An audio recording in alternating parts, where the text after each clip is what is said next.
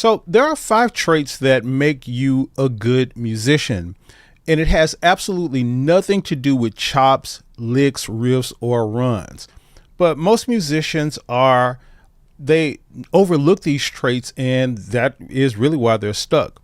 But by the end of this video, you're going to be armed with these 5 traits, and you're going to go from being overlooked to in demand. We are going to be talking about what makes a good musician. I want to jump into this directly by talking about first what a good musician is and defining it.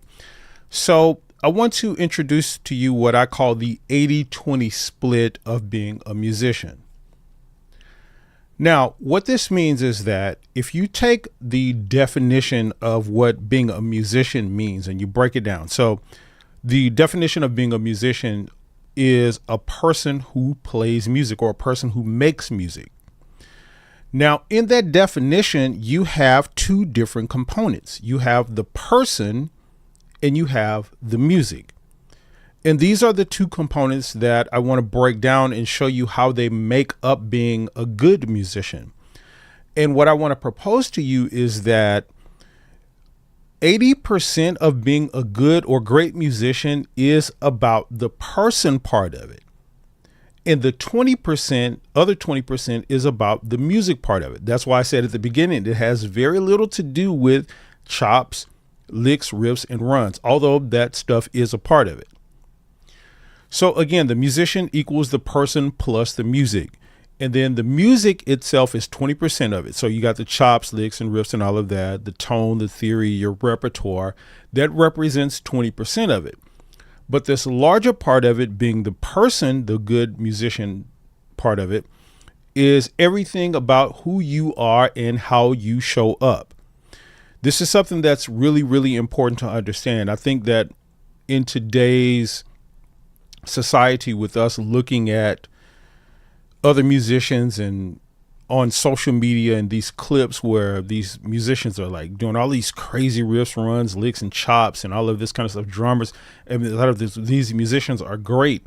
And I think we tend to look at that stuff and think that, oh, I need to aspire to that, or I need to be like that in some way to be considered good. And I get it. It's understandable. I mean, a lot of these clips, they have hundreds of thousands of views or millions of views, and they make people popular and stuff like that.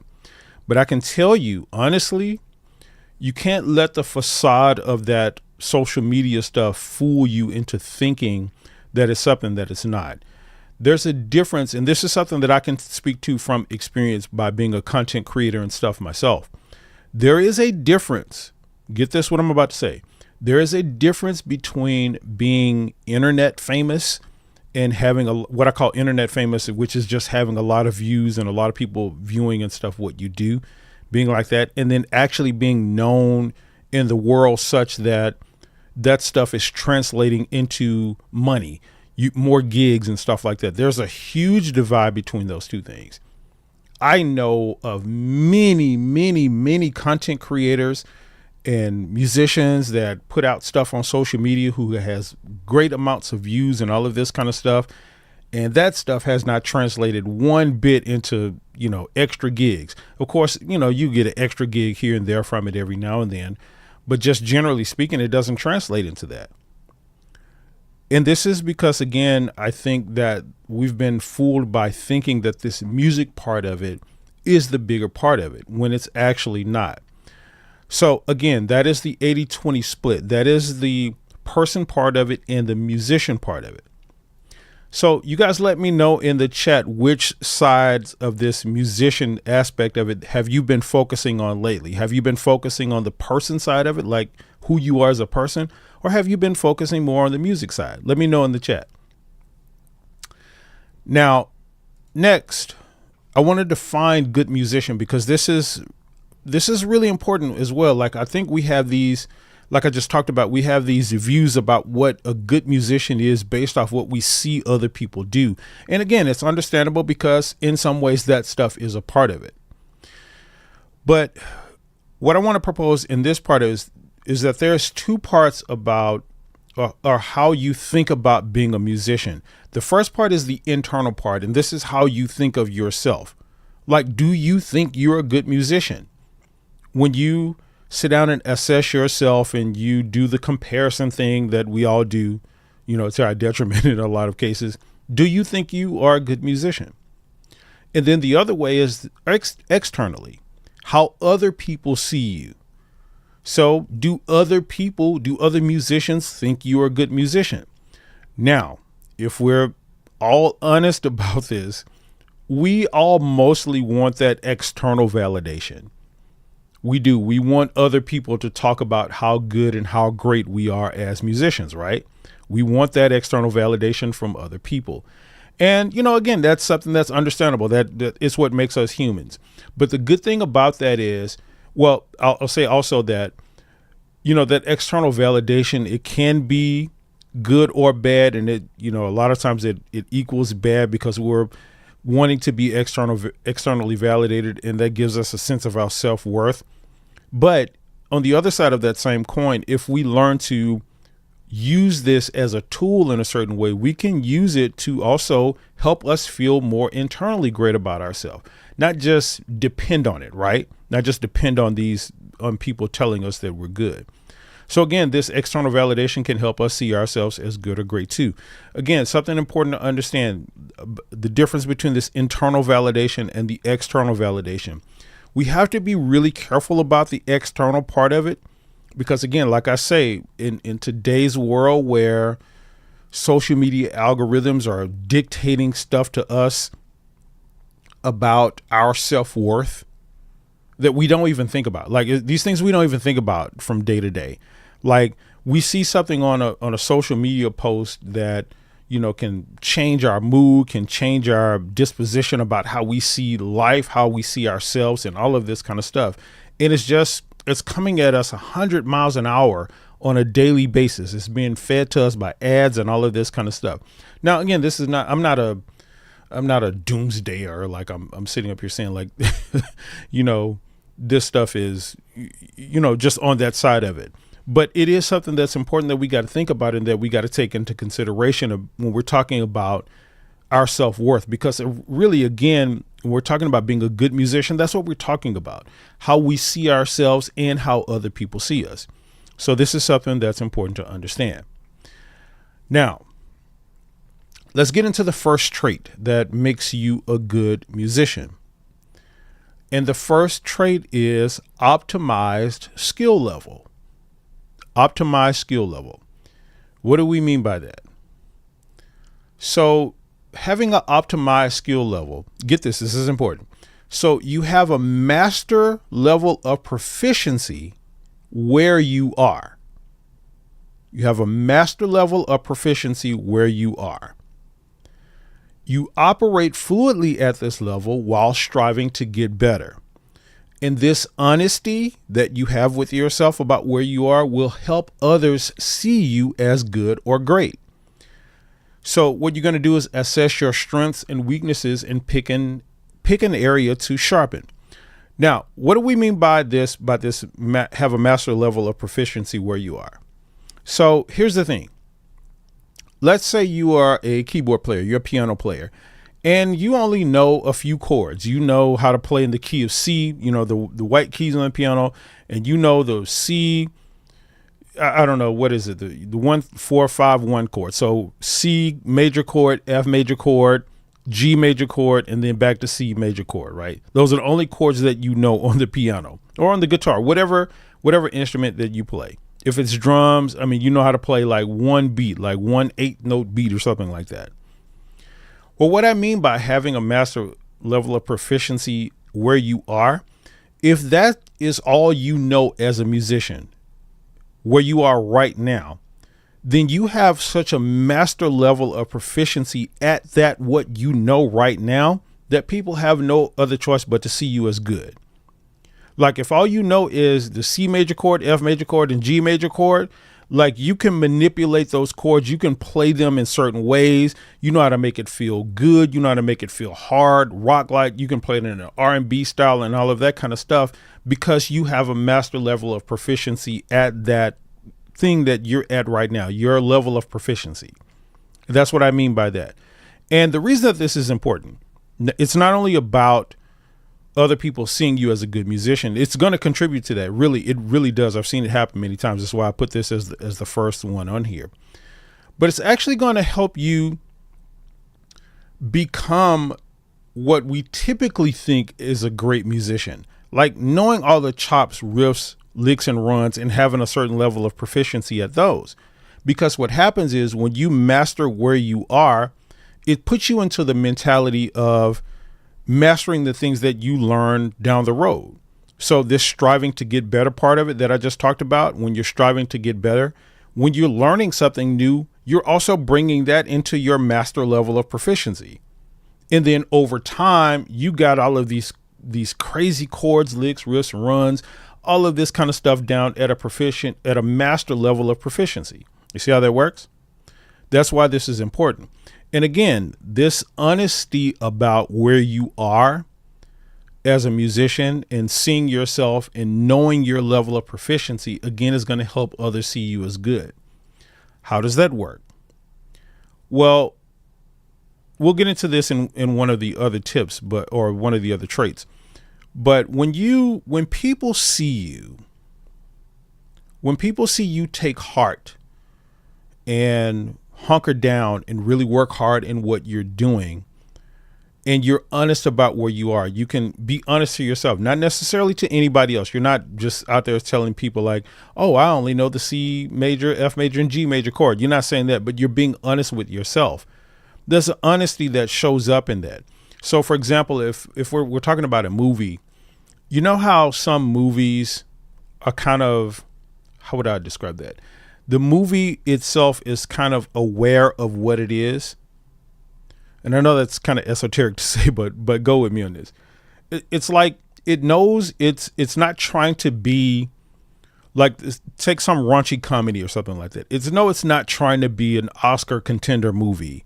It knows it's not trying to have master levels of actors coming in, these thespian actors that are paid millions of dollars. It's not that.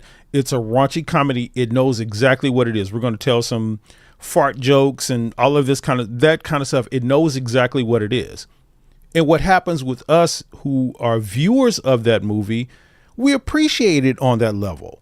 We say it's a good movie for what it is, right? You see how this good is coming into it? So when there's an understanding, when there's an honesty about the assessment about who you are and where you are currently, and you couple that with striving to get better, people will see you as a good musician. So again, the action point here is to just assess your strengths and weaknesses.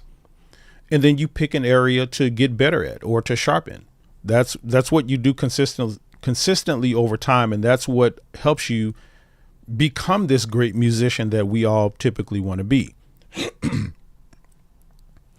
So now the next trait is your attitude. Your attitude, my friends. My goodness. Let me start this off by talking about what I call the but qualifier. Let me explain what I mean by that. So what is the but? The B-U-T, not B-U-T-T. The but qualifier.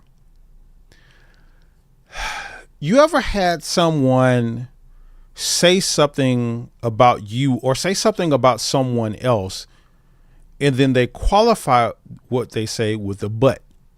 So for example, hey, such and such is a good musician, but they are really this, like they're really a butthole, or they're really this, or it could even be something on the good side. This person, we say this, us guys, we tend to say this about like females and stuff like that. Hey, she's a great singer, man, but she fine too. Like we always put some qualifier on there, right? Now, the reason that this is important to understand is because usually that qualifier, that but qualifier, has something to do with attitude. It's always this man, he can play, but man, he's an asshole.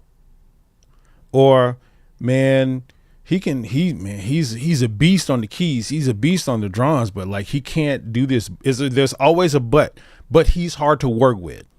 There's always this but qualifier, and it always has something to do with the attitude.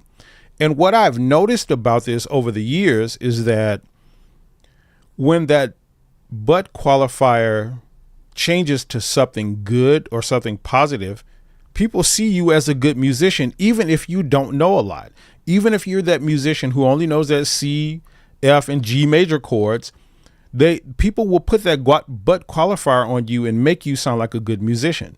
So, man, yeah, somebody, hey, can such and such play?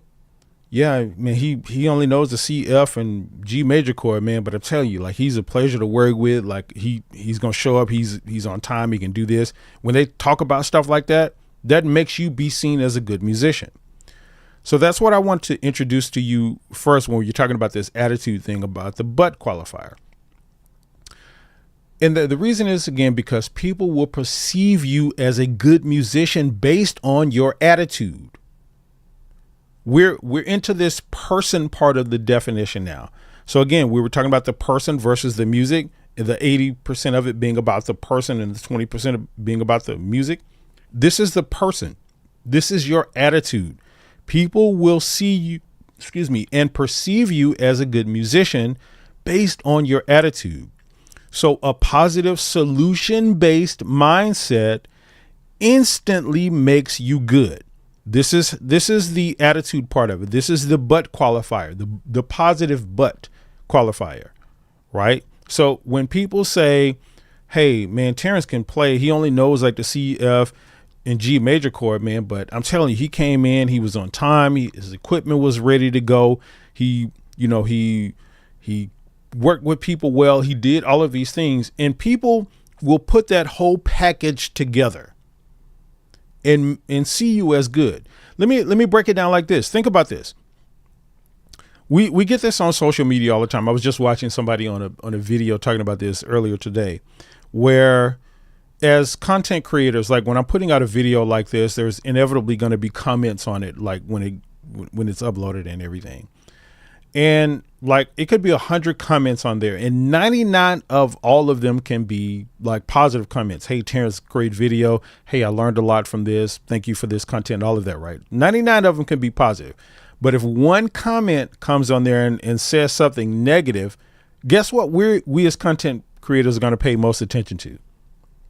The 99 positive comments or that one negative comment. It's always that one negative comment that we're going to pay attention to, just because the power of the negative content, the package of it. So we packaged 100 comments together and broke it down into 99 positive and one negative, and we perceive that whole thing as negative.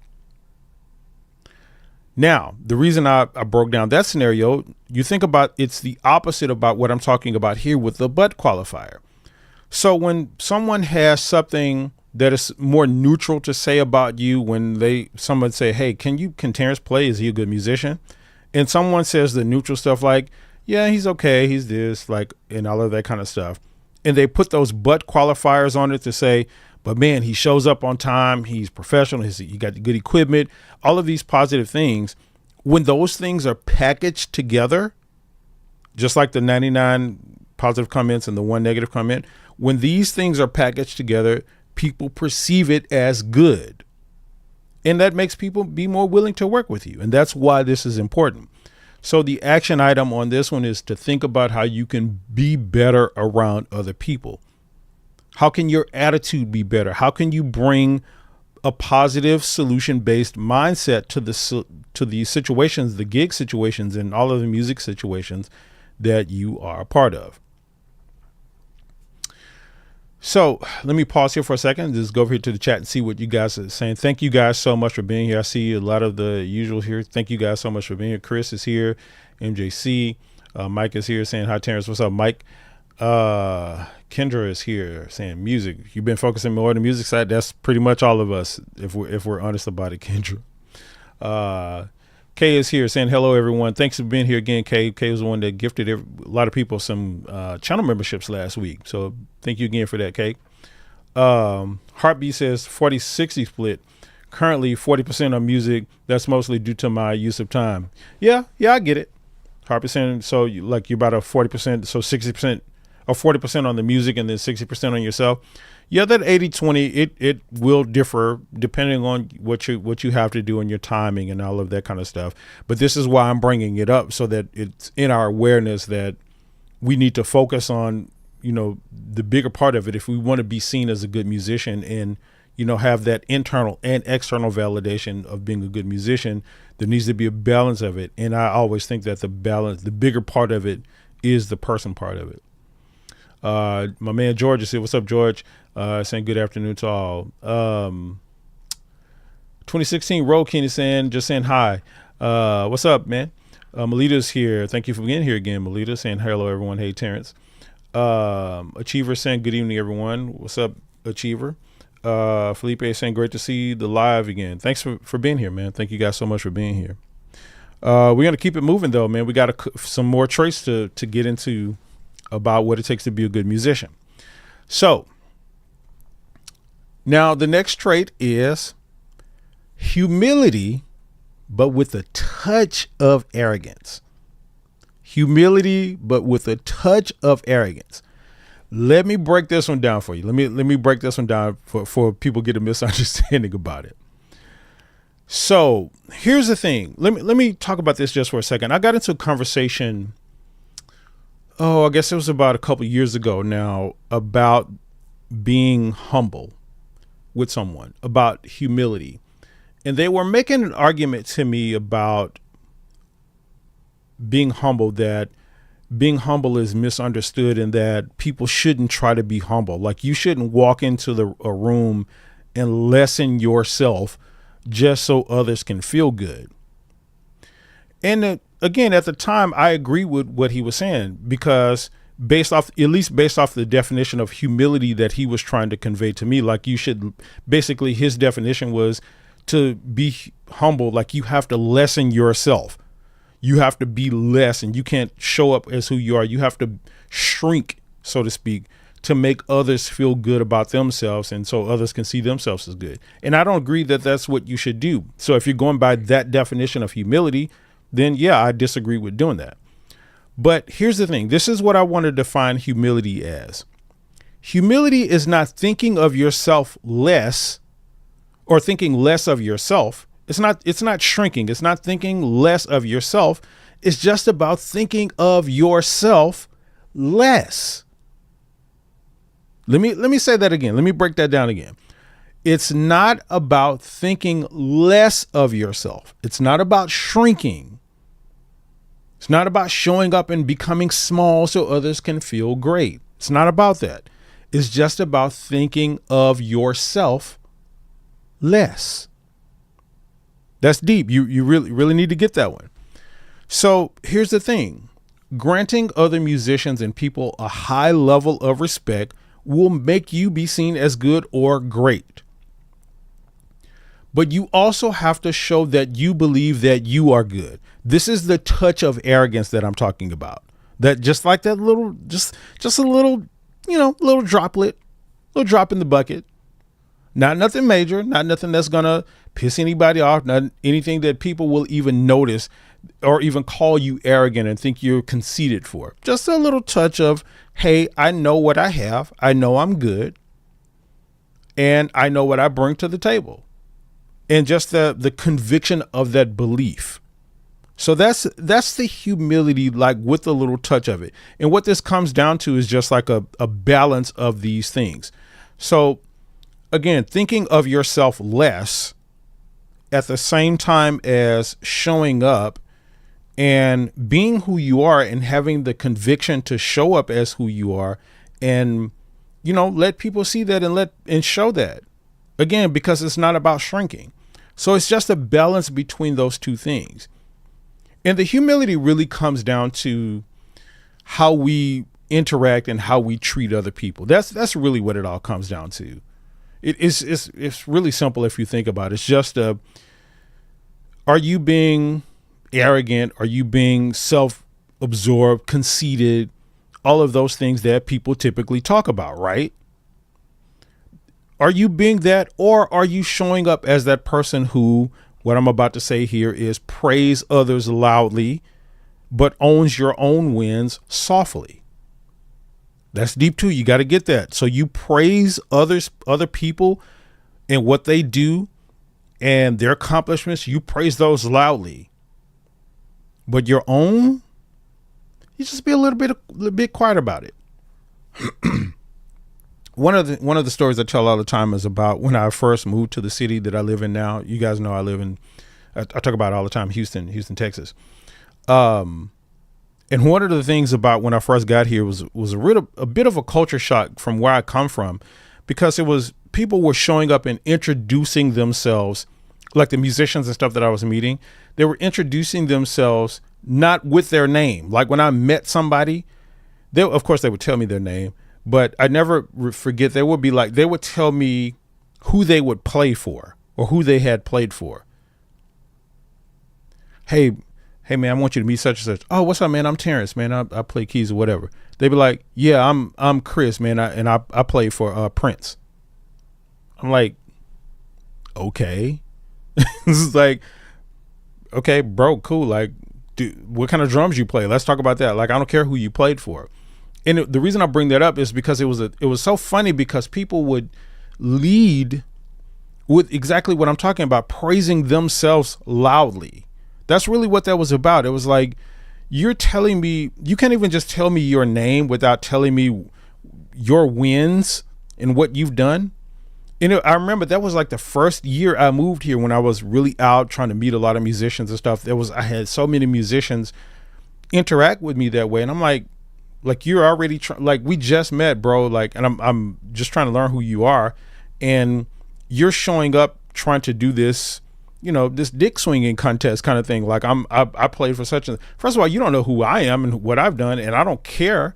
I'm just like, I'm trying to meet you as a person. Like it was so weird, but it helped me to learn this thing about,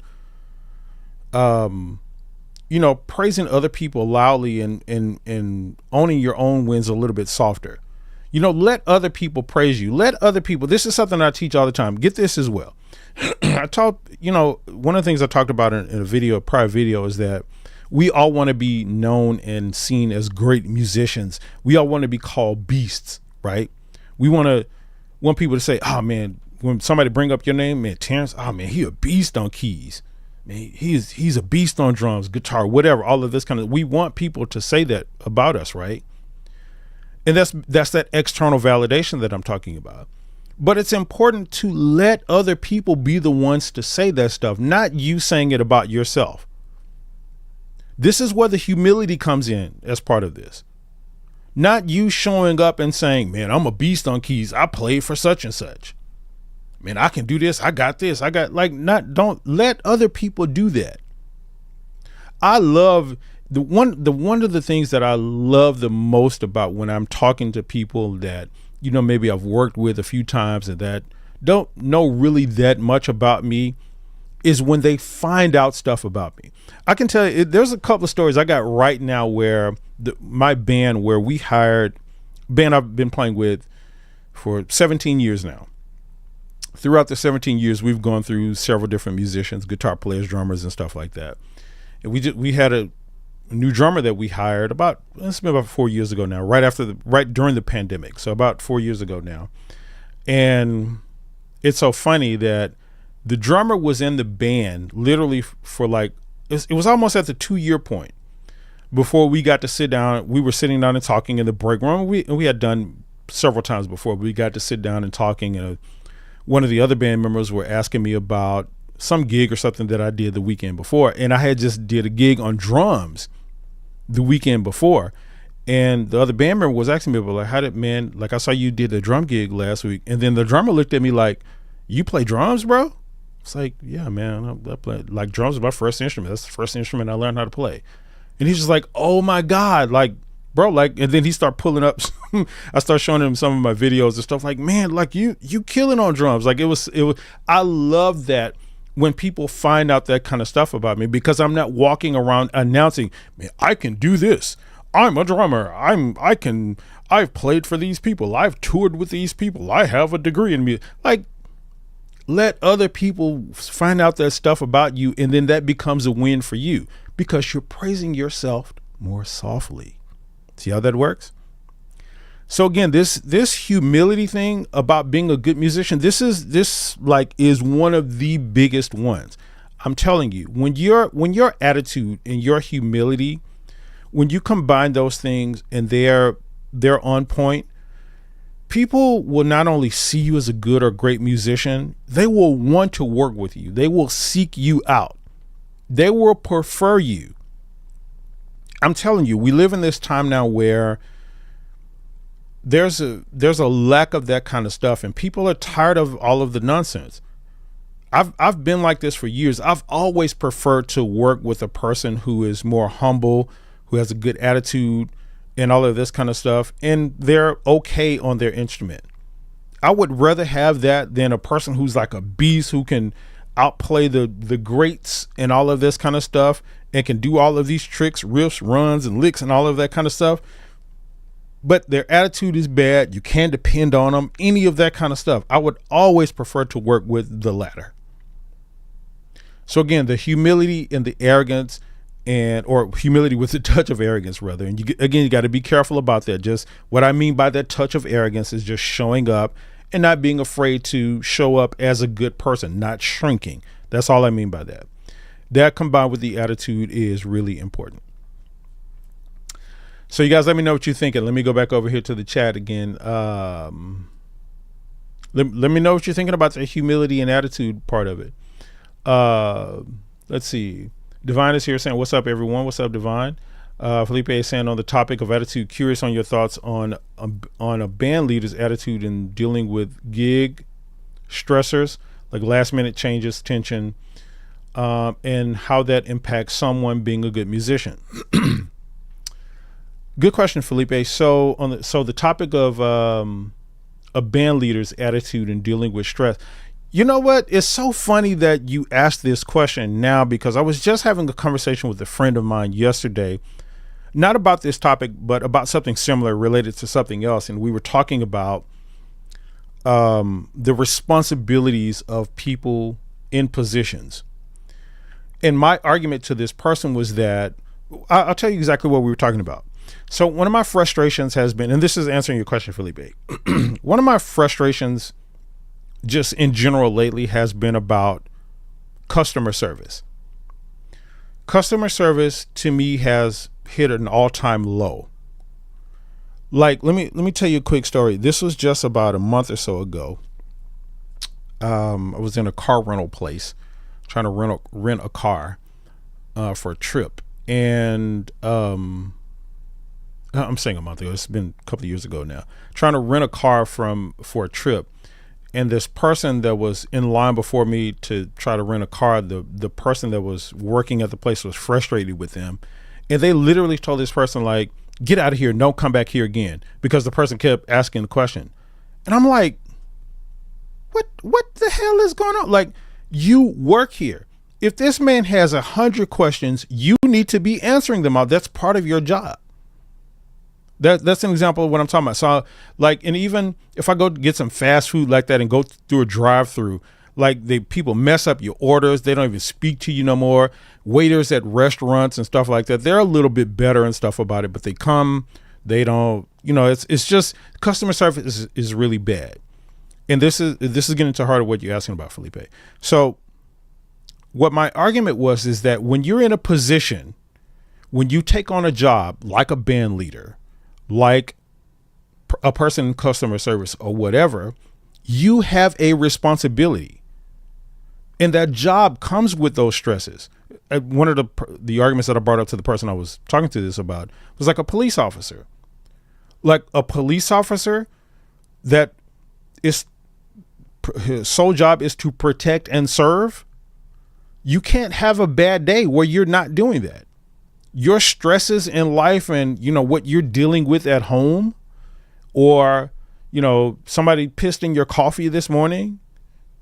Okay, get over it and do your job and deal with your job, because the consequences of you not doing your job effectively can mean the difference between someone losing their life or not. Right? Now, I mean, that's an extreme example of about what we're talking about. But when it comes to band leaders, I think if you take on a leadership role, it comes with those stressors, and you got to deal with them. You got to take them as they come. You gotta take the arrows as they come. When you step out front, when you sign up to say, I am going to lead whatever this is that we're doing, this team, this band, this event, I'm going to be lead. That means all of the arrows, all of the stresses about it that's going to come with that are going to hit you first.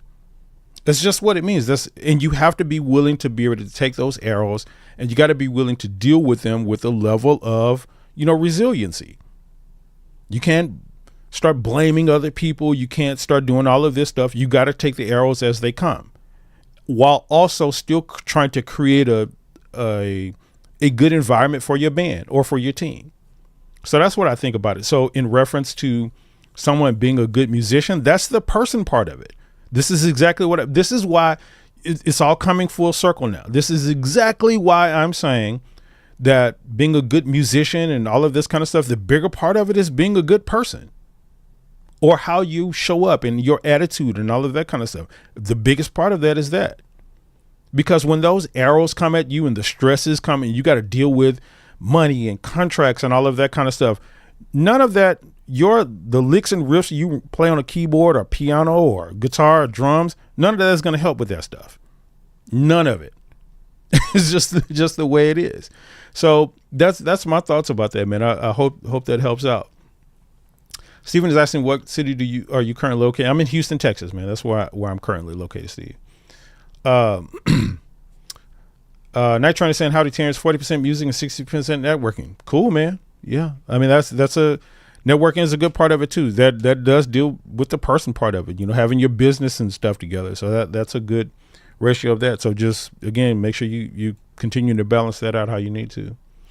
JP is watching from SA. So San Antonio, is that what you're talking about? Or what is SA? I think SA is San Antonio, JP. I think that's what you're talking about. Philip is saying, I wouldn't call it arrogance. I call it confidence in knowing that you're enough as you are. Yeah, that's a good point, Felipe. It's a good point. It is, what I'm describing really is confidence rather than arrogance. I just thought arrogance had a better flair to it with this slide. So yeah, you're right about that. It really is confidence. But another reason I did say that is because I think there's a lot of confusion between people. The amount of times, especially early on in my career, that I was called arrogant just surprises me, because honestly, and this was the honest truth, I didn't think of myself as better than, I've never thought of that. I've never thought of myself as better than anyone. I've always taken the position of wanting to be a learner and all of that kind of stuff. So in most situations that I'm dealing with, I'm walking into it like, what can I learn from this situation? Like, teach me something. That's in most situations I walked into like that. And matter of fact, it got to the point to where when I heard that word being referred to with my name, arrogant, in a lot of ways, I strived. I said, I thought about it. I was like, okay, dang, am I arrogant? How am I showing up? And I made a conscious effort to show up in situations where I would be more humble and stuff like this. So it would always surprise me when people say that. So my conclusion about that came to that people, no matter what you are, when you show up as you are, like you're saying, Felipe, and being confident and stuff like that, which is what I was doing, people will think of you as arrogant. And it's because they have a misunderstanding of what it is. They really do. It's a fine line between confidence and arrogance, but people usually mistake the two just like crazy. Like if you show up, and it's all about them. When they call you arrogant, it's about who they are and, the experiences that they've had with people. It's not really a projection or, a reflection of who you actually are. It's them making up stuff about you. But again, Felipe, good point. It really is confidence, what I'm talking about. Daniel is saying, typically can't take compliments either. I'm just trying to get like you, man. Fake. It's funny you say that, man. It's a phrase I use quite a bit, man. Just trying to be like you, man. I still use that a bit, but here's what I'll say about it. For me, it's not being fake. I think it's more about now. It's just like a platitude or something to say. It's just like being nice. It's just like, oh man, like, one of the things like we, just kind of like the culture I grew up in. It's just like, man, somebody say, hey man, what's up with you, man? It's like, oh man, I'm good. You got it, kind of thing. You know, I mean, that's not being fake. It's just, you're just saying a platitude. Hey man, what's up with you? Ah man, just trying to be like you, bro. You know, it's just a platitude. That's the way I take it now, rather than like being fake about it. But yeah, I totally get what you're saying. It's hard for me sometimes to take compliments as well too. When people, I've sat at tables where we've been in conversation with like 6, 7 to 8 people at the table, and the conversation got brought around to me and about some stuff I've done and all that kind of stuff. And everybody at the table started praising me and started talking about how they looked up to me. And I felt like, oh my God, like, it's like, man, y'all tripping, man. Stop, man. Yeah, man, let's talk, man. Let's get this music down. Like getting compliments to me sometimes can make me feel uncomfortable. And that, again, that shows you how I'm really, and again, I guess I've been different about this at certain times in my life, but that just shows that like, I'm not looking for that stuff. I'm not arrogant in that way where I'm looking like, yes, you guys are talking about me. Yes, say that again about me. Like, it kind of makes me feel uncomfortable a little bit. So I get it, man. Yeah, George is saying it applies to life in general. I mean, absolutely. See, the life part of it is this person part of it. This is the entire point I'm making. The person part of being a good musician is the bigger part of it. So it actually is a life lesson. Melita saying, yeah, got it. I'm not sure what you're referring to. Maybe you're talking to somebody else there, Melita. Scott is saying, hey, I'm Scott and I play music for work. You are so right, sir. Yeah, thank you, Scott, for being here, man. Yeah, thank you so much. I'm glad you're getting some value out of it. Kendra saying the first time people meet others, they'll go Google them now. Is that what people are doing now? They go Google each other? That's crazy. Yeah, I think people, you know what? I'm not surprised to hear that. Like, if people are doing that kind of stuff, they'll go like, let me find out who this dude is, or let me find out who this chick is, or whatever. Like, and try to compare themselves to, like, it doesn't surprise me at all that that's the case. Keyboard is saying this is good stuff. Yeah, thank you, man. Thank you so much for being here. I'll come back to the comments in a minute. Let me get back to, we got a couple more traits here to look at. We're on our fourth one. So let's jump into this fourth one. I'll come back to you guys' comments in a minute. All right. So now another trait is your worth ethic. And this is kind of something that we've kind of alluded to in a few of the other traits, but I want to dive into it here because this is really important. Being willing to work hard is what sets you apart. People see you as good when you show improvement through hard work, and hard work leads to greatness. The action item here is that you want to do is commit to challenging yourself in at least one area on a consistent basis. Now, let me break this down for you. So worth ethic and people seeing you as good when you show improvement. This is what sets you apart.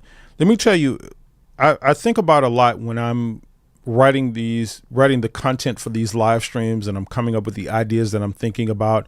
I really put a lot of thought into the ideas when I'm thinking about something. And I'm like, when I came up with these 5 traits, what I was doing is I looked back over my career and I asked myself the question. I said, if I had to break down what are the top 5 or so, or top 10 or top 20 or whatever, most influential traits that I think has not only set me apart and made me and given me whatever success it is that I have, but also what I've seen set other musicians apart and give them the success they have.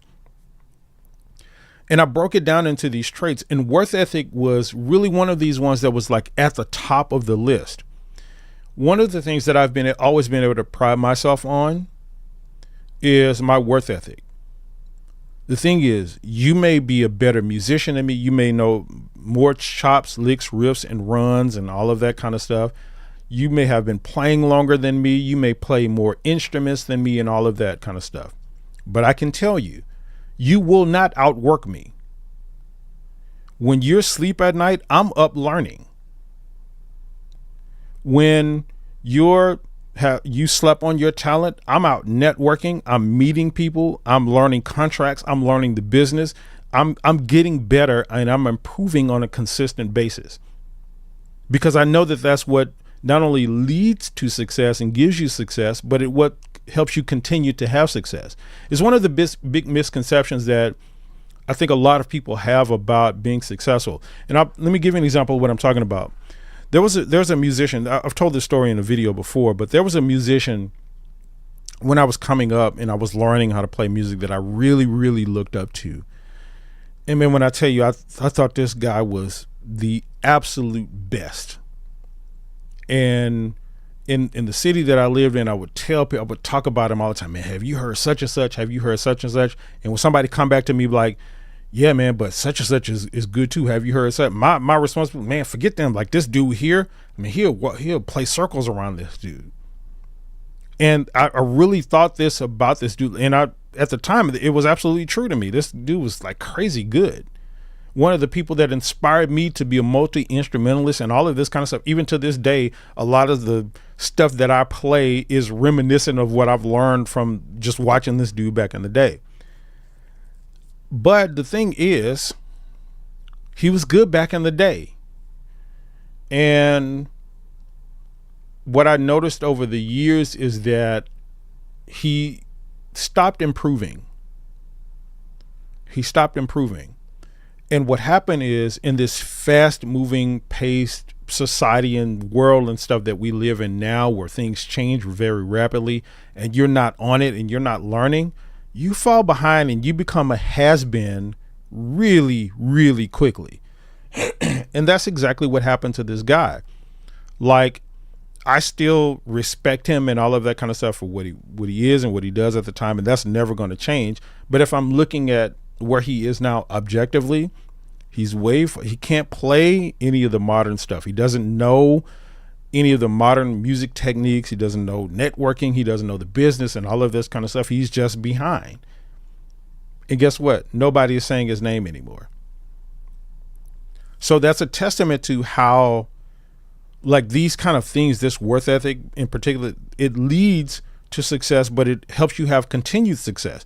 Because if this dude had a high worth ethic and he continued getting better and striving to improve consistently, today, man, he would rival. I'm telling you, because at the time he was so far ahead of so many other musicians. If he had stuck with that path and stuck on that path, he would be one of the most dynamic, sought after, known musicians today.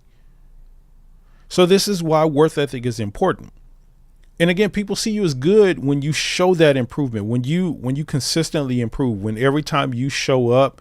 Again, if my beginning example of, I only know the C major chord, F major chord, and G major chord on the piano, and then the next time I show up, also know A minor. I know the A minor chord. And people start to see that repetition and me growing and stuff on a consistent basis. People package, you remember how we talked about packaging this together, the person and the music, people package that together and start to see you as a good musician. And they want to work with you because they know how you're going to show up. I know one of the reasons, I would say one of many reasons, that a lot of people call me and stuff, like my friends and people I've worked with before, the reason that I'm on their top of the list as the first musician to call if they get called about something. I know, and this is not them this is of course me saying this. They haven't told me this or anything, but I know it's this because of what I put out. I know that I've put out that they can trust me. They can trust if they hand me some music that I'm going to learn it and that I'm going to show up and I'm going to probably know not only my parts, but all of their parts too, because I'm a multi-instrumentalist and I'm a know it's just my worth ethic. I could be playing keys on a gig. You call me to play keys on a gig and that's all I'm gonna play. But I'm gonna actually probably, especially if I have time, I'm gonna practice the bass part too on bass. I'm gonna know that.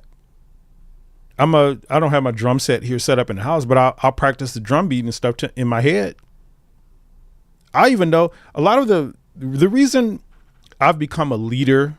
And again, I'm trying to, at the risk of talking about myself too much here, I'm trying to stop talking about myself before I sound arrogant like people, once thought. But one of the reasons that I have excelled to leadership positions in a lot of the stuff that I do, I'm musical director in pretty much every band that I play in. I'm director of music now at 2 churches. The reason that I have gotten there, again, has to do with work ethic. It's because when other people are asleep, I'm learning. I'll tell you a quick story about this. This happened during the pandemic. Let me tell you a story about what happened during the pandemic at one of my churches. So during the pandemic, like when, if you guys are familiar with church stuff, what happened was a lot of the churches had to go online for their church services. They had to start streaming their church services.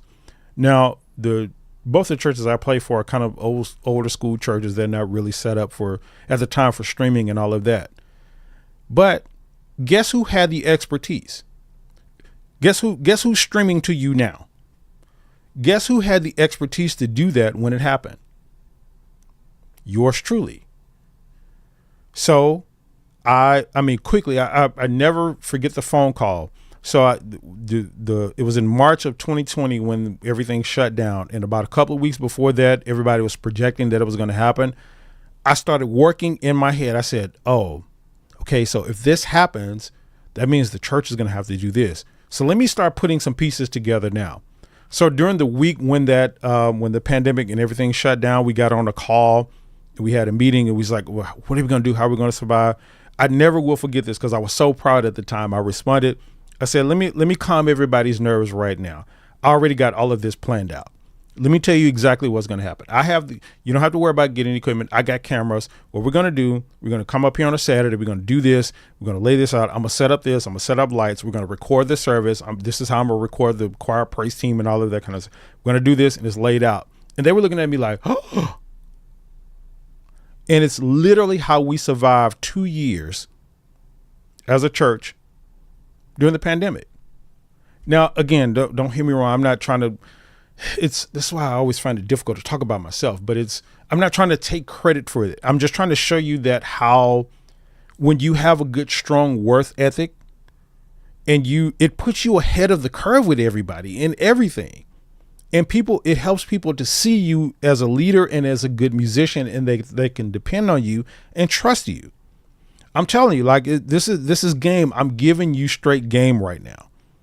Hard work, as I said, it leads to greatness. So now, again, 5 years later, I still have all of this expertise, and I'm thinking about things in the future right now as well. I'm thinking about things that may happen next year and year after that. I'm consistently looking at, where's the music industry going? What is happening with live music? What are bands doing? All of this. What's the popular stuff? What are the trends and stuff now? And sort of projecting in my head, putting a package together about where I see those things going, and I'm preparing for it. I'm working ahead to be prepared for any of those situations that happen. I mean, good or bad. I mean, I'm not necessarily talking about another pandemic happening or something. It could be, hey, a lot of restaurants now are having live music and stuff like that, and they're hiring musicians. So now how can I prepare for that happening? That's what the work ethic is I'm talking about. So again, the action item here is to commit to challenging yourself in at least one area on a consistent basis. If it's a music thing, if it's, networking, if it's learning a new skill or technique, contracts, business side of it, challenge yourself to work harder at learning those things. And this is the work ethic. Now, the next trait, since we're talking about work, the next trait is being what I call work-withable. Being work-withable. This is a word. I don't even know if this is a word in the dictionary, but I made it up, so we're going to go with it. Being work-withable. This is something we've kind of alluded to a little bit in the other traits as well, but I can't tell you how important this is when it comes to being seen as good and being on call and having people work with you. Your relationship with other people is huge. It is huge. You've heard the saying about it's not about what you know, but it's about who you know. This is kind of what this means.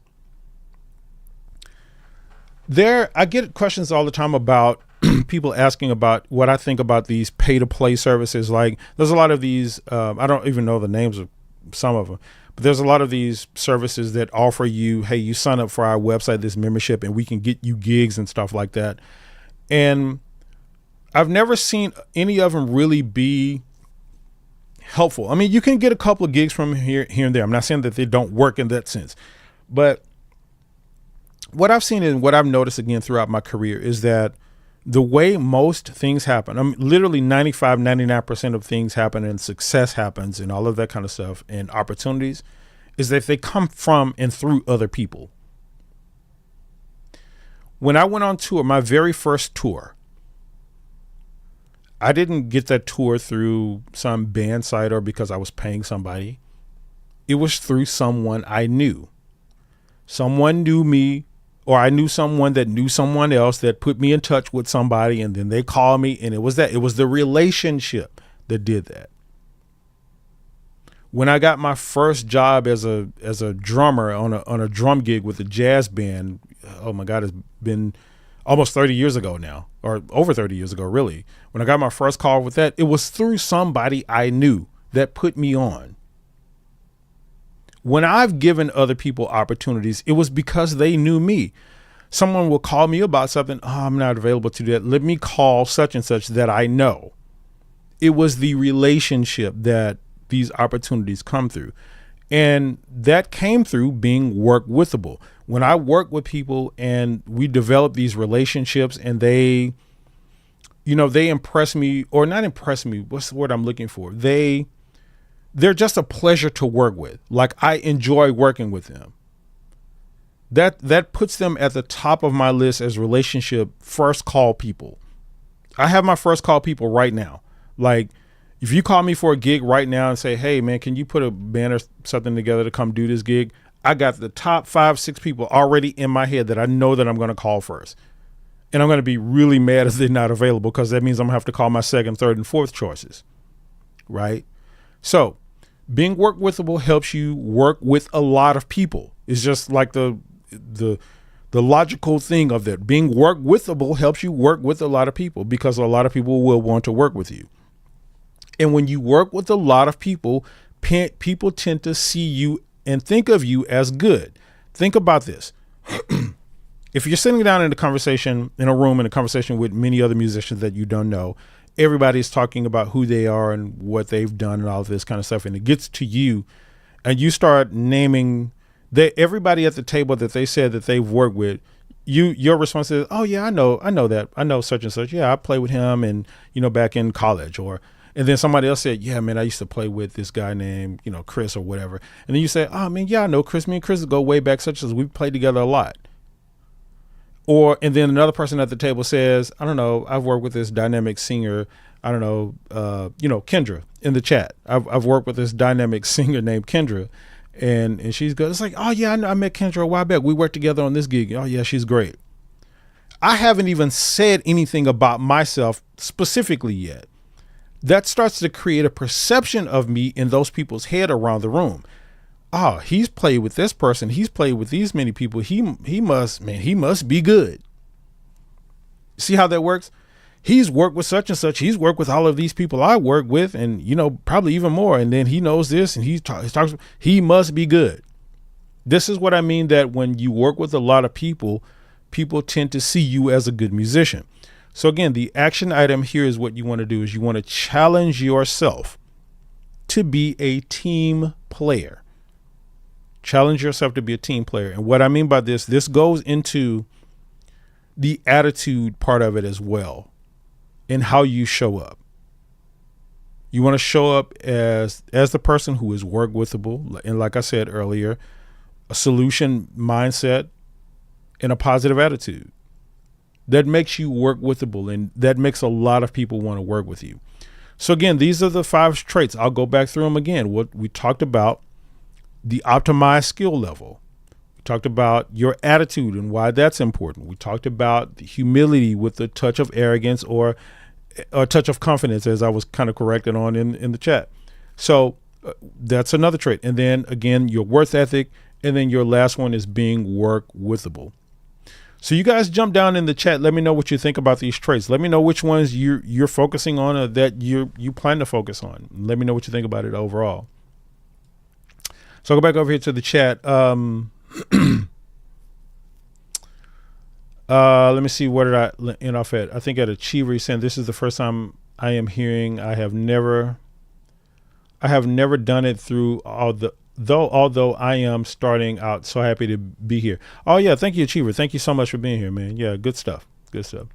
Kiana saying, hey Kiana, thank you for being here. It's saying the humility ties into word of mouth, which increases reliability. If that makes sense. Oh, it absolutely makes sense. It absolutely makes sense, Kendra.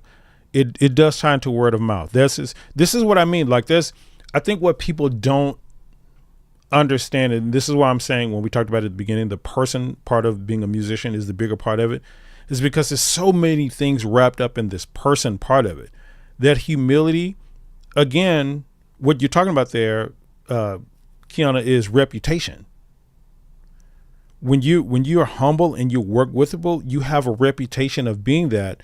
And then even when someone doesn't know you, they can if someone says, oh man, let me you're looking for a keyboard player, let me call my boy Terrence. And the first thing that they ask is, hey, is he work withable? Can he play? Does he know music and stuff like this? And that person can vouch for me because of my reputation. And then with me, because I put stuff out, they can look at my social media and say, oh, this is what this person is capable of doing. So yeah, it absolutely makes a lot of sense, Keanu. That reputation, word of mouth is absolutely a good thing. Kendra saying, have confidence in yourself and don't compare yourself to others. Yes, ma'am. Yes, ma'am.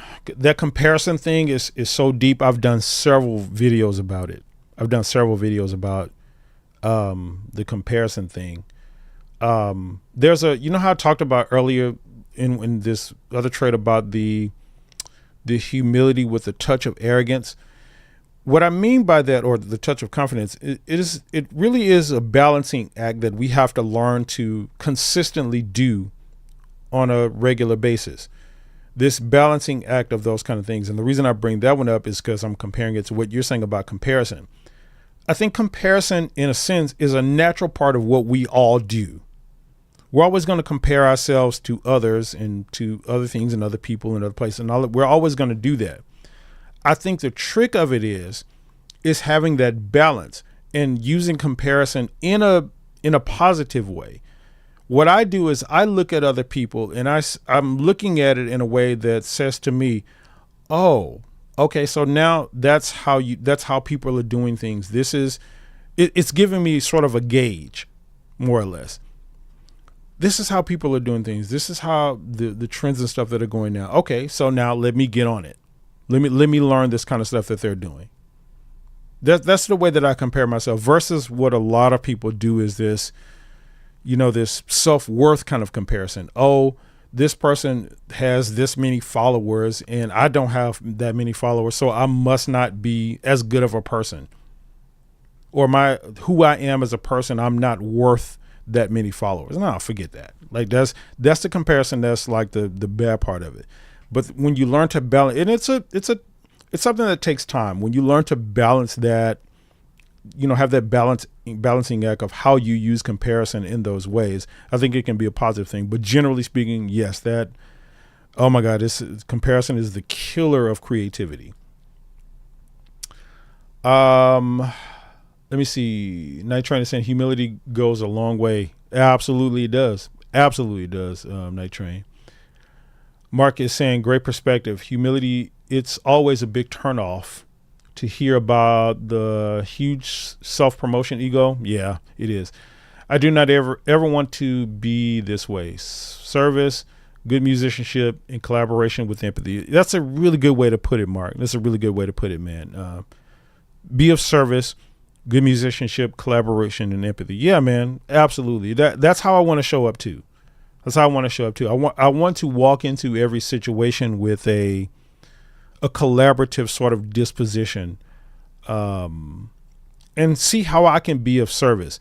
There's another story. I have there's a singer that I work with that had to sing at a funeral a couple of weeks ago. And she ended up telling me the story about the musician that was playing there. She called me to ask me she was singing a particular song and she called me to sing it to me so I could tell her what key she was playing it in, or she was singing it in, so she could tell the musician at the church that she was going to be doing the funeral at what key she was singing it in, right? And she tells me the story about when she got there, how this musician was like trying to dictate to her, like, no, don't do it in that key, do it in this key, and do it all this kind of stuff. And I was just like, wait, what?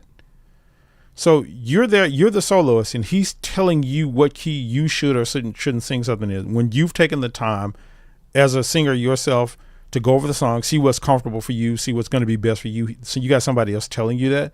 And I just thought that was the weirdest thing. Like, how do you show up as a musician like that? Me, I would want to show up to see, how can I serve? Okay, you want to do the song in this key. Let me see how I can best make this song sound and feel good so you can get the best out of your performance and we can sound great together. That's that collaboration disposition that I'm talking about. So yeah, absolutely, Mark, man, that collaboration and empathy is something that I want to show up as too, or the way that I want to show up. A sip of water here. Scott saying, I believe that musicians that talk about how good they are insecure in their ability. I don't disagree, man. I really don't care what you tell me about what you've done. I want to hear you play. I'm kind of like that too, man. I'll take it even farther. I don't even necessarily want to hear you play yet. It's something that important that I would want to hear. I want to know what kind of person I'm dealing with. I want to know if you do you have your own equipment? Do you show up late? Can I depend on you? Let me learn a little bit about that first, and then you can show me your chops and licks. Like that's kind of how I am. But yeah, I don't necessarily disagree at all. There is an insecurity that comes with that, leading with, this is who I am and this is what I've done and these are the people I've worked with. Leading with that does kind of indicate a level of insecurity that people have. Let me go over here. Let me scroll down. Something's going on with my mouse here. Let me see what's happening. There we go. Oh my God, I lost it. Let me scroll back up. Let me scroll back up. Okay, there we go. Kendra saying, as a leader, do your job. Some don't expect those stressors and will look at the people like they aren't team players if they don't listen to them and do everything they ask them to do. No questions asked. Yeah, yeah.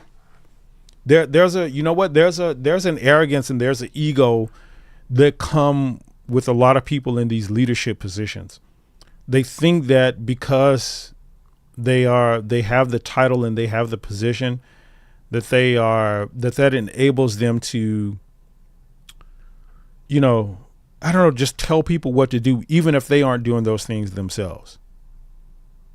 So it does come with an ego. Hey, I'm in charge. Do what I say do. And if you're not doing what I say do, you're not a team player. That's that ego stuff, man. Yeah. As a leader, I'm telling you, when you, and it's good. It feels bad at the time, but when you as a leader can take responsibility for everything, I'm talking about everything good and everything bad. When something bad happens, when someone's off in your band, you take responsibility for that. I mean, you correct it at a later time. You can say, okay, this is how we're going to correct it and figure out what's the best way to do it. But when it happens, you take responsibility for it. And now let me talk about this. This is an important concept to understand on the person part of it too, especially in a leadership position in bands and stuff like that.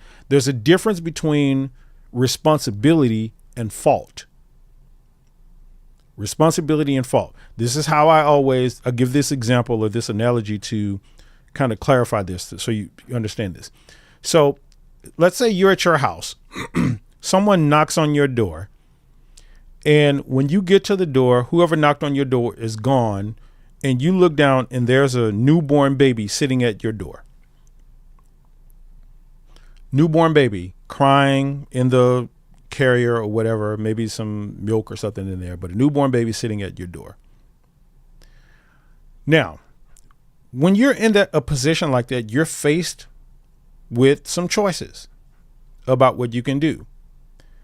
Now, in most of those things, in most of the choices that you can make, it's not going to be a convenience for you.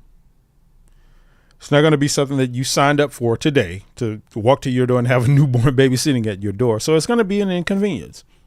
But what you have is a responsibility at that point. It's not your fault that that baby is at your door. You don't even know who did it. So it's not your fault. There was nothing you did to cause it to happen. So it's not your fault. But you, as the person who finds that newborn baby sitting at your door, have a responsibility to make a choice. Call the police, take the baby in, make sure it's cared for. Whatever the choices is, the responsibility sits in your lap at that time. That is the difference between responsibility and fault. And when you are a leader, that's what you signed up for. You sign up for responsibility. Point blank, period. That is what you sign up for. And when I say that, you got to think about it. It's a really a good thing.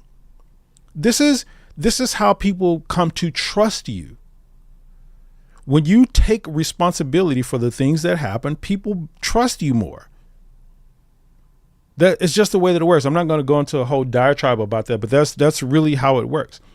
So yeah, man, I'm telling you, it is just it's so much that goes into this personhood part of being a good musician and really being a good person that, there are a lot of us musicians don't really think about much.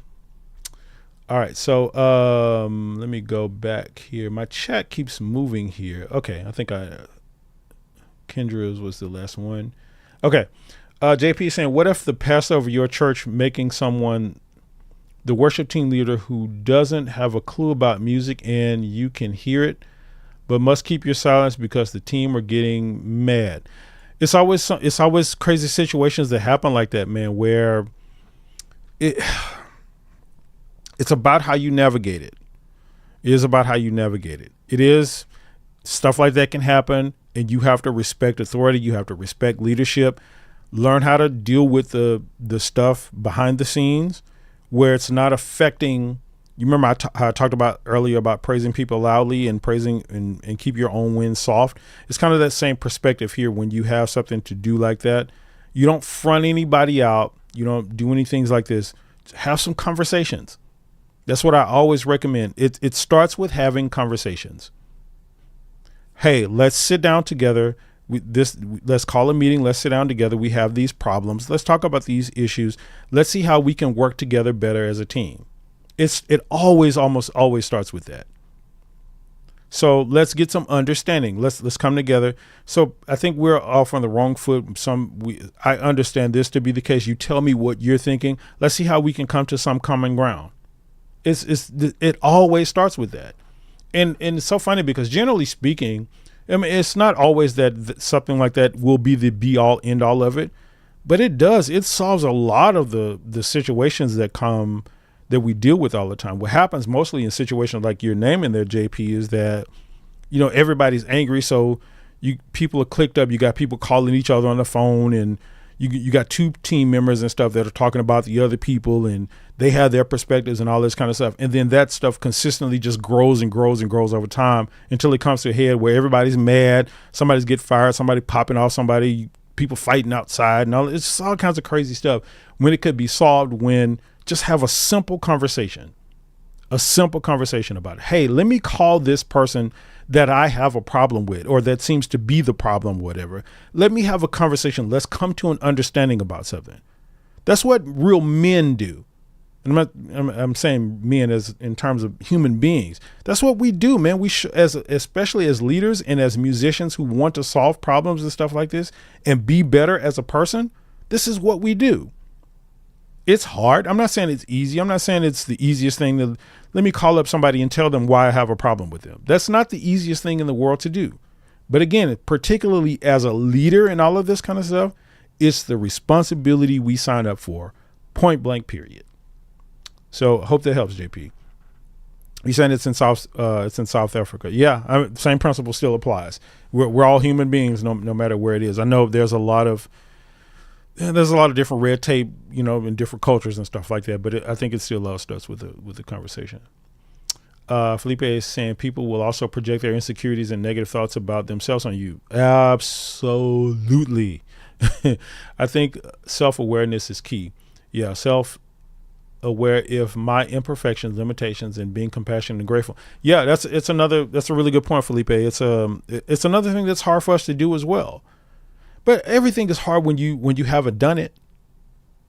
Everything is hard. It gets easier and easier over time. The more you start to implement this kind of stuff, it gets really, really, really easier. So yeah, self-awareness, definitely something important. That really is a term that kind of outlines the person part of it, like the being work withable, having a good attitude and all of the kind of stuff. It really is a term that outlines that. So that's a good way to put it, Felipe. Scott is saying it's because it's not really about the accolades. Yeah, it really is. It really is not about the accolades. And that's one of the reasons I don't lead with it. Even on a lot of the video stuff here that you guys see me live here, and even in the video content and stuff on the channel, that out of the hundreds and hundreds of videos that I've done to this far, you could count on one hand the amount where I've talked about the things I've done. And matter of fact, let me go even further to say that I don't think I've ever just talked about like my accolades and awards and wins and all of that kind of stuff in a self-aggrandizing way. I've always just used them to make some other point. And matter of fact, and even in the cases when I've done that, I've tried to been clear about, hey, I'm not saying this because I'm all that or because I've achieved these things. Actually, I don't think that about myself. I'm just saying I'm putting you on the game that was, that I've learned. Because I've gotten to this point, whatever the point I'm at, whatever the successes I have, all of that kind of stuff, this is the way that I've gotten there. And I'm just telling you about that. So yeah, it's definitely not about the accolades at all. And then Scott is sending a super chat. Thank you so much, Scott, for sending a super chat, man. That is really generous of you. And that's actually saying this is your 5th super chat on the live stream. So yeah, you send quite a few super chats, Scott. Thank you so much. Again, thank you for your support. If you guys want to support, you can always you can send in a super chat. I definitely would appreciate that. Melita saying, yeah, I had a last minute Bob Marley tribute gig, 24 hours for 21 songs. I worked hard, slept 5 hours and did it. And yes, I let others talk. I don't brag or name drop. There you go. And people, that's the thing about it. People will see stuff like that, Melita. They may not acknowledge it. This is the hard part about kind of stuff like that, because what turns a lot of people off is about what I'm saying is they'll try what I'm saying. They'll do this stuff and not talk about their accolades and all of that.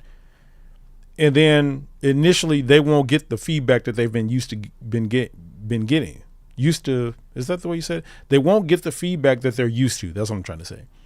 And they'll automatically think, oh man, I miss those. I missed people patting me on the back and all that kind of stuff. So now I have to go back and start talking about my accolades. But it's a thing that takes time.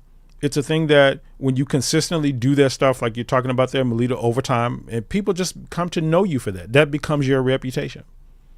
So yeah, good stuff. Harp is saying worth ethic is a muscle. Well put. Very well put. The more you work at it, the better it gets. The better it gets, the more you can do. I could not have said that better myself. That is excellently put, Harp. That is very well put. It is just like a muscle, just like I was just talking about. When you work on these things, it becomes more comfortable over time. I say that about the gym all the time. I remember, I've been going to, I'm no stranger to the gym. And I've been working out over 20 years now. And I remember that when I first started going, I would get sore and it turns you off about going again and all of that kind of stuff. But as I was getting stronger, as I started to see results, start seeing my, pecs getting bigger and all of that kind of stuff, I come to expect and almost want that sort of after workout pain because it was feedback to let me know. And it just got easier over time. It was like, I feel the soreness in my legs and my chest and stuff after this workout. It's like, it's there, but it doesn't even bother me anymore. So yeah, it's just like a muscle. The more you do it, the easier it gets and the more you can do. So very well put there. Melita saying again, don't worry, we want to learn from you. I love listening to you. Real music life experience. Oh, thank you so much, Melita. I thank you so much. So very kind of you to say. Kay is here again. My man showing clap hands. Thank you, man. Thank you, Kay, again. Kendra is saying word of mouth about you being work withable will either get you booked or blacklisted. Yes.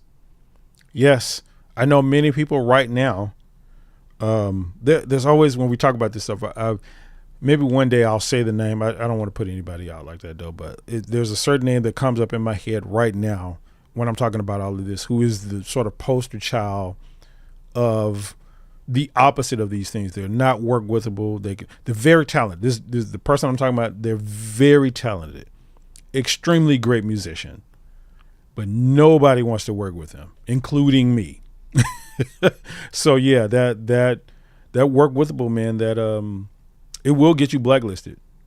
And the person that I'm talking about right now, they've kind of been I wouldn't say that they're blacklisted. They're just blacklisted in the sense that they're the last person on the call list. Like, let me check with everybody else. Let me see whoever else is available. I'll take somebody who can't even hardly, that's not really that great of a musician over this person. Like, that's kind of the way that they've been blacklisted. What else we got? Scott is saying, I'm new here, and my theory of I can tell if someone can play by the way they carry themselves and what they say is true. Yeah, I would agree with that, man. I can always tell that too. I think it's something you learn over time. It's not a thing that I would say that it's 100, at least with me, that's 100%. I get it right 100% of the time, but I would say at least 90, 99, 90, 95% of the time when I interact with people that are musicians before I've heard them play, I kind of know what their expertise level is once they talk to me and once I hear them play. Like I get it immediately, like within the first, minute or two of them saying something. And it's always the people who lead with I've done this and I have these accolades. Some of them tend to be decent musicians and stuff, but somebody mentioned earlier, they have all of these insecurities around what they do.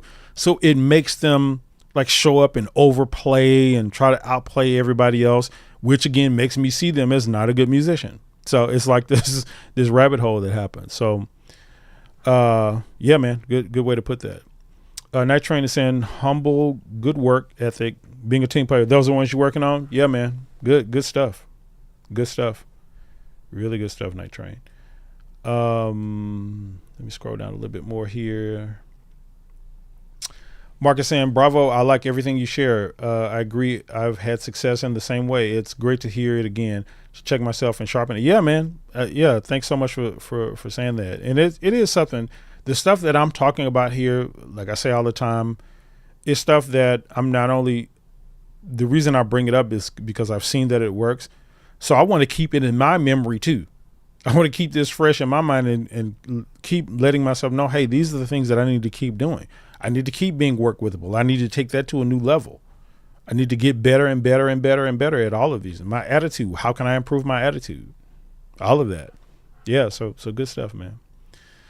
Scott is saying, first gig I had was at 18 in a band that played 5 nights a week with very experienced players. My theory was I can't play like them, so I'll learn quickly, but I need to be first to the gig. It's so funny you say that, Scott. That's kind of my experience too, man. My very first gig that I had, I was 17. And it's so funny because I played in a casino that I wasn't even old enough to get in. That's so funny. My first gig, and they had to sneak me in or whatever, and I was playing drums with this band.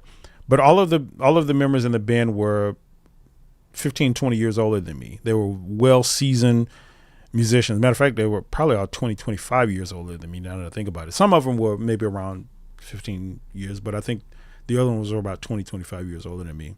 One of the people who was, which still I consider a mentor to this day. But yeah, that's exactly what I did. I was really excited about gigging, so I was showing up early anyway. I was like, man, okay, we starting at 7, I'll be there at 3. Because I was really happy to play. But at the same time, I did place myself in that position where I'm learning from these guys. But that's what excited me so much.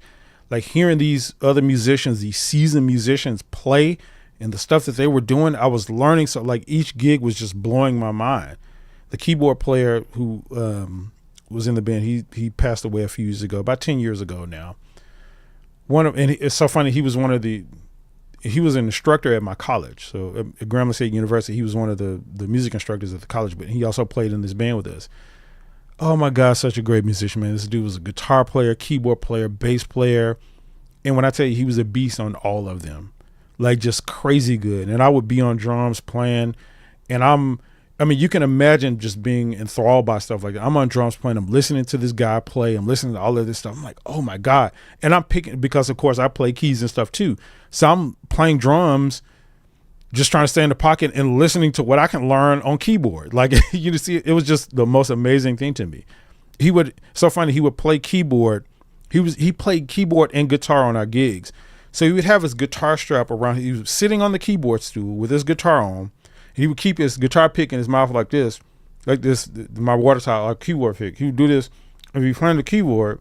And then guitar solo times come up. He would take his hand off the keyboard, take the pick out of his mouth like this, be like, and then just start killing on guitar. And it's like, oh my God, this dude is so killer. So man, the amount of inspiration that I got from the kind of stuff that you're talking about, with playing with people that were older than me and more experienced from me.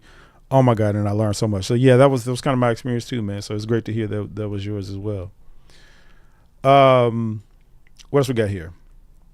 Bruce. Or did I get to? No.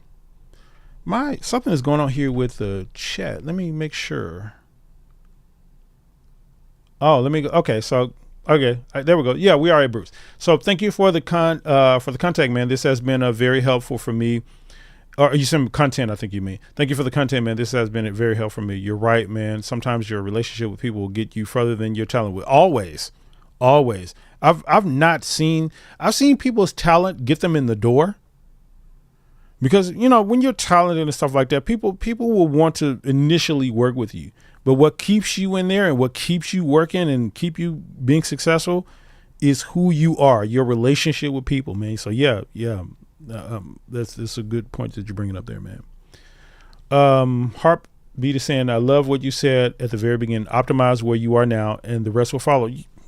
Yes, man. Yes, I'm telling you, that's a lesson that I wish I kind of would have known at the beginning of my career. And the reason I say that is because I saw it in myself. Looking back, I saw it in myself, and it's what I see in a lot of musicians now. They focus so much on what the comparison thing is, trying to be and trying to do what other people were doing. And I did that quite a bit early on myself, where I talked about earlier about balancing where you are and still striving to be better. I focused on the striving to be better more than I was optimizing where I was at. And I think if I would have done just focus on, let me be the best at what I am right now, I think I would have gotten further a whole lot faster. So yeah, it's a really good trait to have, man. George is saying a word I came across and I have incorporated into my persona, which is lambent, meaning softly brilliant. Yeah, that's a musical term, right? I think lambent it's been so long since I have a degree in music and I'm supposed to know all these terms, but it's been so long. But I think lambent is a musical term that means softly brilliant. It's a really good term, man. I'm gonna steal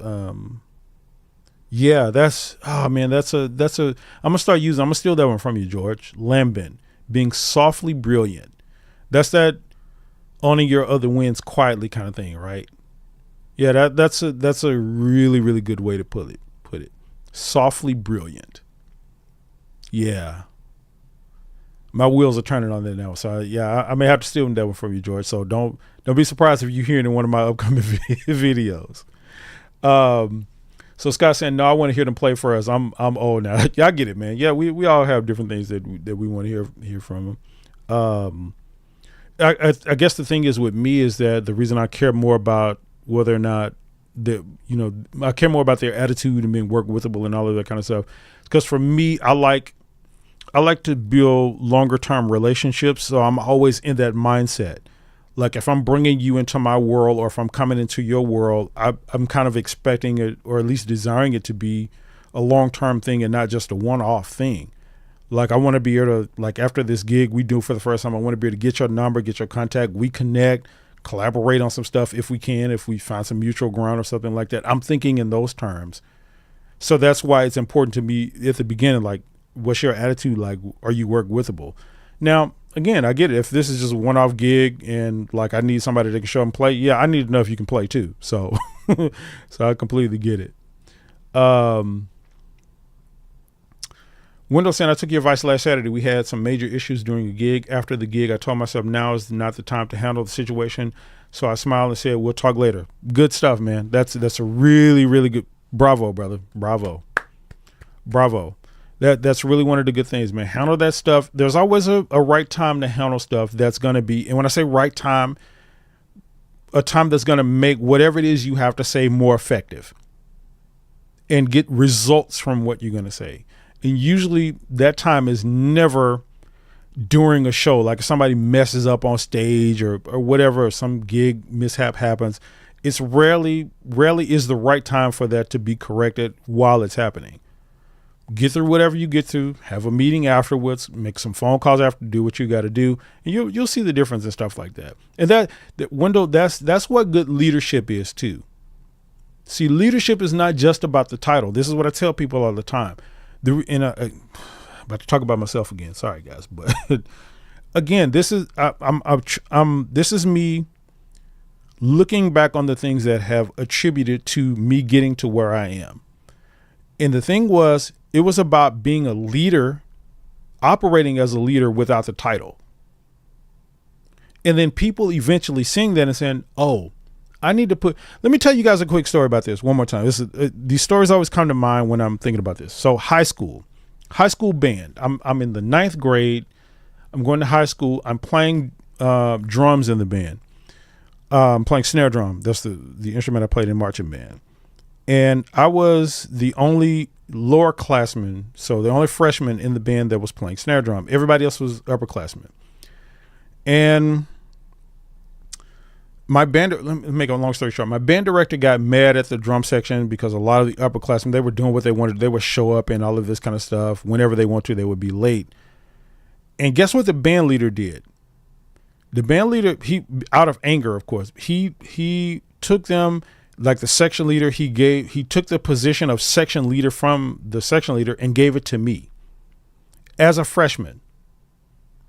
You know why he did that? Now, he eventually, I think it may have been maybe a month or two later, took it away from me and gave it back to them because I just wasn't ready for it at the time. I didn't have the total package of leadership skills especially to be able to lead people who were more experienced than me and all of that kind of stuff. They wasn't listening to me anyway. So he took it back. But the reason he gave it to me at the time is because I was already operating like a leader. I wasn't trying to, I didn't know it, but I was the person that was showing up on time. I was the person that always had the sheet music ready. I was the person that was passing out the sheet music and making sure everybody else had it when they was showing up. I had an extra pair of drumsticks to let one of the upperclassmen that forgot his sticks at home to let him borrow it. I was that person. And my band director saw that and he gave me the leadership position. So I'm using that as an example to say that when you're doing this stuff, like what you're talking about, that shows leadership. It shows maturity. It shows leadership, and it shows that you're a good person and a good musician and that you'll work withable. And it makes people see that stuff. And when you consistently do that stuff, just like I was telling somebody earlier, when you consistently do that stuff over time, man, you watch the ends that people will elevate you to. I mean, people, when I tell you now, it's so humbling now that it happens so much that, because I would have to really sit down and tell you guys like really my my sort of origin story of being a musician and how it came about. Literally, guys, it's emotional. It makes me emotional when I think about it because literally I'm just a young dude. I just want to play music. I want to be good at it. I'm inspired by all of these other musicians. I want to be good at what I do. And that's all I wanted. Being in a leadership position, like, what? Terrence? Like, I'm looking at the whole entire world of musicians as being better than me, being more proficient than me, and all of this kind of stuff. And I just want a little bit of inkling of what they can do. So being a leader of something, being a leader of a band, you know, anything like that was so far removed from my mind. I never even thought about it. So when it came time to where people started asking me, hey, can you lead this? Can you be the musical director? Can you do these? And I'm like, okay, because I never even thought about it. But like I say, me looking back on it and me realizing what got it to that level was the things like you're saying there, Wendell, like in those situations, showing up as the leader, talking to people, like being respectful of people, praising other people and lambending, like my new word that George just gave me there, being softly brilliant. Being softly brilliant. So that's important. I'm not going to harp on it too much, man, because I get into more of my stories and stuff again. But I'm telling you, my goodness, those are the things that separate the mediocre people and musicians from the great ones. I'm telling you. So good stuff, Wendell, man. No, it was a long answer. Let me go down some more here. Who we at next? Achiever. Question: what are your thoughts with a person trying to be in control, having listened to the piece and want to do it well, trying to get others to go along? Can that be seen as being arrogant? Let me make sure I understand the situation that you're saying here, Achiever. So a person trying to be in control. So you got a person trying to be in control, having listened to a piece. So they're trying to be in control because they listen to the music and they want to do it well and trying to get others to go along. Can that be seen as arrogant? Oh, I think I understand what you're saying there. No. I think about, so everything, you think about arrogance and humility and stuff like this. There's no inherent sort of way that it works necessarily. It's all about, this is why I brought this up earlier. It's all about how we show up. Any situation that you can name to me, Achiever, you can handle it with humility or arrogance. It doesn't matter what it is. It could be somebody else being a butthole to you. You can handle that situation with humility or arrogance. So no matter what it is, it's about how you show up. So when those things happen, if you're talking about yourself, just make sure you're the way that you show up, that you're not being arrogant, that you can approach people, because really all of this arrogance and humility thing, like I mentioned earlier, it's about how we relate to each other and how we treat each other. If someone, like we're just talking to Wendell about, somebody making a mistake or something like that on stage, I can deal with that situation. I can be arrogant about it and go to the person, man, you messed up. Like, I had my music. I can do that. Or I can wait till after the gig. I can pull this person aside and say, hey man, like did I mess you up or something like that? Because something happened there. I don't know if it was me or not. I want to see how we can correct it. That's approaching it with humility. So no matter what the situation is, you can approach it in these different ways. So I hope that helps. We got a few more here. Let me keep going down here. JP is saying again, we don't even have gatherings and jamming for 1 hour as they sing it as rehearsals. You saying we don't? Yeah, man, it's hard to get people together now. Everybody's so busy and stuff nowadays. It's really hard to get people together to do jam sessions and stuff like that when there's no objective end to it. Like, we're not getting together to jam to, prepare for some gig or something like that. So it would kind of be seen as rehearsal. So it's really hard to get people together and stuff like that. But again, it's just the times that we live in. So we got to kind of learn how to suffice that. So what I do, because that kind of stuff isn't really a thing no more, I just make sure people have the music and stuff ahead of time. I check in, see if they need any help, if they learn it, all of that kind of stuff. So that's kind of the approach that I take with that. Makichi is here. Good to see you, man. Is there a way to effectively market oneself on social media to be open for touring or for work? Or does it have to be through in-person or word of mouth? Yeah, it's a combination of both. It's you definitely want to put your stuff out on social media. It's the basic stuff though. There's no trick or sort of rhyme or reason to it that you got to do it. You just put your stuff out. Put out consistently who you are and what you do. And then what happens is, that you have a sort of database of stuff now that when you do build these relationships, when you have the word of mouth and somebody is calling you, they can point them to say, hey man, let me hit up my boy Akechi and check out his social media right here. See how that works? So it's kind of a combination of those two things. So as far as something specific to say, put out this type of content for touring, It's nothing specific other than just putting out your normal music and stuff. Melita saying, great story. Thank you, Melita. He said, what's the best way to handle the rehearsal moments where things feel off? You're not sure how to step up. So things feel off in a rehearsal and you're not sure how to step up. Usually what I found in situations like that is, how do I say that? Is that there's some arbitrary expectation for how stuff is supposed to go. And what I mean by that is, like, for me, what I like to do at rehearsals is I plan them out in such a way where I know where kind of what I want to get out of a specific song. So again, because I'm a multi-instrumentalist, so let's say I'm sitting here, we need to rehearse this new song with my band. I've learned it. I've sent it to all my band members. I'm listening to it for the feel. I know the keyboard parts. I know the drums. I know the bass. I know the guitar. I know the vocal parts because I do all of those things myself. So I'm thinking in my mind, okay, so when I get to band rehearsal, this is kind of how we're going to need to tackle this song to kind of get this feel out of it. And usually when I approach it that way, the off kind of stuff in rehearsals doesn't happen.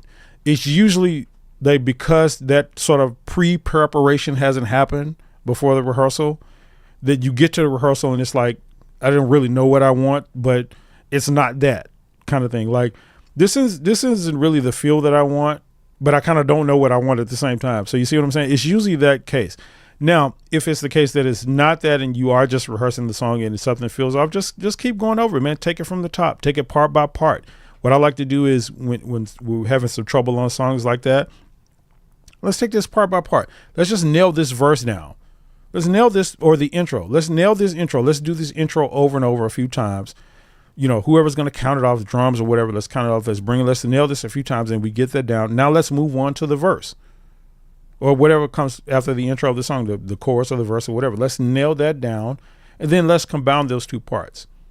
And then usually taking an approach like that will kind of get you to feel that you want. And then the other thing is just, you know, when it comes to feel and all of that kind of stuff, it takes playing stuff multiple times sometimes for everybody to kind of mesh together and get a certain feel out of it. So I think it would be okay just to get it to where it's presentable, where you can start doing it and stuff on gigs, and then just start repeating it. Do it over and over until you get the feel that you want. So I hope that helps, Jay. Scott is saying again, to get that, a 3-week tour will confirm to all your viewers that being workable is very important. So you're saying you got a 3-week tour, Scott? If so, man, that's good stuff, bro. Being workable and work withable, yeah. And if that's the reason you got it, bravo, my brother. Bravo. Good stuff, man. I'm actually excited for you on that. You also saying, I think it's fine. Talk about our experience if it's in the context of teachable moment or a hilarious moment. Yeah. So you see, Scott, and you kind of confirming what I was saying there about what I was saying earlier to somebody about the difference about how being arrogant and having humility. It's about what I'm saying too. I'm always conscious about the way that I show up. That's why I always preface what I say like that. Again, if I was showing up and saying, I've done these things, my band director made me section leader when I was in the 9th grade, and you should listen to me, because I was the section leader in the 9th grade. It's like, that's the arrogant part of it. But I think, and it's just being authentic too. When people, I think you guys can sense that, that I'm being authentic and genuine about what I'm saying, and I'm not showing up here just to, be self-aggrandizing and all of that kind of stuff. So yeah, it is about the moments. You can tell the things, you can have those stories, you can show up as confident and all of that kind of stuff, but it's just about how you work with and how you treat others. So yeah, it's well said, man. And we're almost down here to the last few chats. We had an hour and 45 minutes here, guys. We're going to cut it here again shortly. I just wanted to hang out with you guys for some time today. Thank you guys so much again for being here. Mark is saying, yes, on being a leader without the title. Yeah, man. Yeah. I've never waited for the title. It served me well. Yeah. The complimentary side is talking about the initiative. Without pay has earned trust and progress. Yeah, man. Yeah. It's absolutely, it's a weird catch-22, man. A lot of these traits and stuff that I'm talking about and the rules and stuff, they're so counterintuitive. It's like you don't normally, you think that, okay, in order to be seen as a leader and be respected, I need the title. I need to do this. But it's like, it works opposite. It's like you do the things before you get the title, and then people just confer it on you themselves. So if you focus on just being a good musician, a good person, those things will come. And it's almost the opposite is true as well. The people that kind of focus on the titles and being ahead and all of that kind of stuff, they do make some headway. I don't want to say that people just are off, because they do make some headway, but they just don't last, because they were kind of in it for the wrong reasons anyway. Your drive toward being a better person and just wanting that for the essence of wanting to be that, not for the results of it that is going to get you. You just want to be a good person.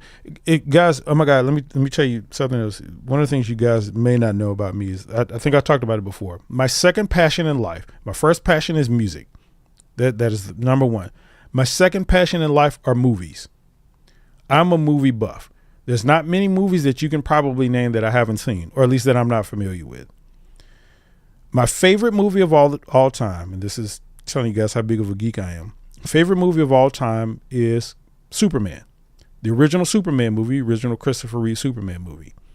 That's the movie I grew up on. My earliest memories in life are sitting down and watching that movie and this man fly on TV. And I cannot tell you how excited I have been about this new Superman movie that has come out. And the new trailer just dropped to the new Superman movie today. It just dropped today. So that's kind of, I was kind of giddy when I got on this live stream. That's probably why. And oh my God. So me being excited about that was just about being excited about it for what it was, without having any expectations of, even as a little boy watching this movie, just about the excitement and having this joy of the experience of this movie without any expectations of it. It sets you up really, really well in life. The principle of doing that. So, being a good person for the sake of being a good person. This is why I was talking about being a Superman. In the new trailer today, Superman says a line like, he's talking about being good for the sake of being good. If you guys go watch the trailer, I don't know if you get interested in superhero movies and stuff like that, but if you watch that trailer, he says a line in there, just talk about he did it, what he did. He took an action in the trailer. He was saying he did it for the sake of being good. And when you're concerned about that being your end goal versus the titles and the accolades and the money, being concerned about that is what will get you the titles, accolades, and money. It's just like the weirdest catch-22 that happens like that. So, yeah, man. Yeah, good stuff. Achiever said, yes, it did. Thanks. You were talking about the, oh yeah, I know what you're talking about. Okay, I got you. JP is saying, stay well, fam. I'm past my bedtime. Oh man, thank you for standing up, man. And where you located again, JP? It's your bedtime because it's 4:49 p.m. my time. Let me know where you're located again, JP. And you said the last one, they also seeing me as arrogant while just giving them the truth. Yeah, JP, but you got to be careful about that, man. You got to be careful about that. And what I'm about to say is, I'm not necessarily saying you do, but I know this is the case with a lot of people. People use this whole telling the truth thing as an excuse to be an asshole. I see it so much across internet and all of this kind of stuff. The truth is still going to be the truth, but how you tell it and how you show up is whether or not it determines whether or not you're arrogant or humble. You can be honest and truthful about somebody, with someone about something, and be, what do you call that word? What's the word I'm looking for? You can just be careful about how you say stuff. So, for example, if you have a partner, if you got a girlfriend or something like that, like, and you want to tell your girlfriend that she's fat or overweight, you have to know that you can't say that word to a woman. You just got to know that. You can't say that like that. You can't be like, man, you fat. You just got to know that this is what being responsible and being a leadership in situations are. You just got to know how to deal with that stuff. If I want to come and let's say the truth is that she actually is obese, she's actually overweight. But let's say I want to come to her and tell her that. I'm not going to be like, man, you fat. I'm going to come to her and say, hey, babe, I'm really concerned about, us being healthy and stuff like that. I really want us to be in shape because I love you. And I want us to be together for a long time. So I want our health to be good. So can we start working out? Hey, let's get a gym membership and stuff like that. And let's, make sure we're both healthy and stuff together. See how much better that is? And I told the truth. I'm concerned about you being overweight and us being healthy. I told the truth. But there was a way to say that was more effective, and that's probably going to get a better result out of the people or the person that I want to get it from. It's more likely that she will respond to something like that. Hey, let's get ourselves together, than me saying, hey, you fat. That is the difference between being humble and being arrogant. So yeah, just be careful about that. About that, JP. Again, I don't think that's a matter of fact. I'm pretty sure that's not what you're doing. That's not what you're saying. But I know a lot of people use that, hey, I'm telling the truth kind of thing to be assholes with other people. And you still got to be tactful. That's the word I was looking for earlier. Say what you're saying, or have to say with tact. So that's important. You're saying you're in South Africa. Oh man, 23:40. So it's almost 23:49. That's 11:49 your time. Oh man, it's late. So it's almost midnight your time. Good night, brother. Good night. Have a good one, man. Yeah, this is the last comment we'll read right here. So Scott is saying, man, I'm in Australia and I agree with everything you say. The 3-week tour was years ago. It taught me that the best player is not the best to take on the tour. Very good, man. Very, very, very good. It's not always about the musicianship when it's stuff like that. Matter of fact, most of the time it's not about your licks, riffs, and runs. Especially, I always say that stuff, like I said earlier, it'll get you in the door, but it's not going to keep you. So that's definitely true. All right, guys. So that'll do it. Thank you guys so much for being here today. I've really enjoyed talking to you. I always enjoy. Thank you guys so much for being here and supporting. I thank you guys so much that send in super chats. That just help support everything that we're doing here. Other ways that you can do that, if you still, make sure you go right now and like this video if you have not done it. Go hit the like button on this video. Please do that. It helps it spread. It helps it get out to more people and all that kind of stuff. And I definitely would appreciate it so much. So again, thank you guys for being here. We'll do another live stream next week. You guys stay abreast and kind of look at the YouTube community tab to see what we're going to be talking about and all that kind of stuff, because I'll post that. If you guys are on my email list, make sure you look out for the emails and stuff like that. And again, thank you guys so much for everybody that's here. I cannot go name everybody's name like I tried to do last time. It's too many people. Melita, you're saying you're in Amsterdam. Yeah. Okay. So same time in Amsterdam. That's so great, man. I'm always really humble and impressed by the fact that we can sit here on the internet and talk to each other from around the world. Like we're literally on different parts of the planet, and we can sit here and have a conversation. So that's cool. Scott, you're saying it's been a pleasure to listen to 7:52 a.m. here. 7:52. Yeah. So yeah, all these different time zones, man. That's crazy. Melissa saying thanks again, Terrence. This was great. Thank you guys again so much. Thank you for being here. So take care. Make some good music. Again, make sure you just think about these principles and stuff for next week. Let me know how you get along with them. This is what I really want to create, like this thing where when we're learning something, we can apply it so we can see how it works, see how beneficial it is, and get feedback. So you can come and say, hey, Terrence, I tried this and it didn't work that well for me. Then I can get that feedback and say, let me rethink this. Or maybe I approached it wrong, or vice versa. Man, I tried this and it really worked. Like this is a good thing. So put these principles into place so we can see and get the feedback from each other and keep growing together to see how this stuff works, man. So again, thank you guys so much for being here. JP saying thanks again. Melita, thanks everyone for sharing. Thank you guys so much again. Have a great day. I'll see you guys in the next live stream. Go make some great music and apply these principles. Have a good one.